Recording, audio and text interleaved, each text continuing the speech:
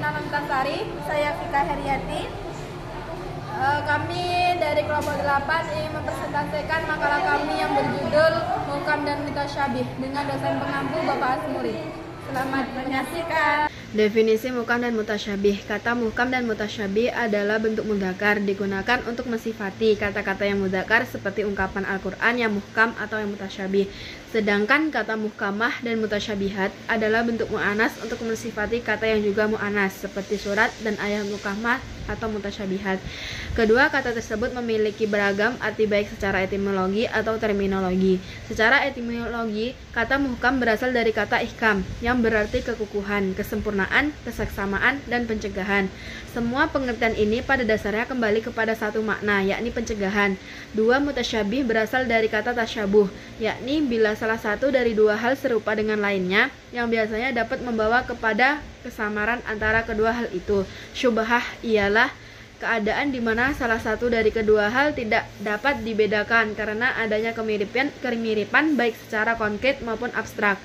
Mayoritas ulama ahli fikih mengemukakan 1. Kesamaran pada lafal. Kesamaran pada lafal mufrad maksudnya adalah lafal-lafal mufrad yang artinya tidak jelas, baik disebabkan lafalnya yang gharib atau asing atau musyarak yang bermakna ganda. Kesamaran pada makna ayat terkadang terjadinya ayat mutasyabihat itu disebabkan karena adanya kesamaran pada makna ayat.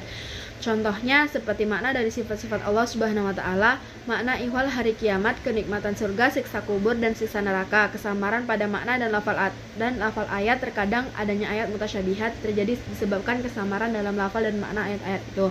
Orang yang tidak mengerti adat istiadat bangsa Arab pada masa jahiliyah tidak akan paham pada maksud ayat tersebut, sebab kesamaran dalam ayat tersebut terjadi pada lafalnya karena terlalu ringkas, juga terjadi pula pada maknanya karena termasuk adat kebiadaban khusus orang Arab yang tidak mudah diketahui oleh bangsa-bangsa lain. C. Perbedaan pendapat ulama memahami muhkam dan mutasyabih. Para ulama berbeda pendapat tentang apakah arti ayat-ayat muhkam dan mutasyabih. Di antaranya adalah 1. Pendapat Fakhrur Razi. Pendapat pertama, muhkam adalah yang dinamai oleh para ahli usul fikih sebagai mubin atau jelas dan mutasyabih adalah mujmal atau global. 2. Pendapat Al-Raghib. Al-Raghib mendefinisikan bahwa mutasyabih adalah yang sulit ditafsirkan karena adanya kesamaran dengan ayat lain. Ia mengatakan bahwa mutasyabih terbagi menjadi 3 bagian, yaitu 1. Mutasyabih dalam lafal, yang kedua mutasyabih dalam makna, yang ketiga mutasyabih dalam lafal dan sekaligus dalam makna. Yang ketiga itu pendapat Asham. Pendapat yang dikemukakan Asham bahwa muhkam adalah ayat dalilnya jelas, seperti dalil tentang keesaan Allah, kekuasaan, dan hikmah Allah. Sementara mutasyabih adalah ayat yang membutuhkan perenungan dan memikirkan untuk menjelaskannya. 4. Pendapat Ibnu Taimiyah.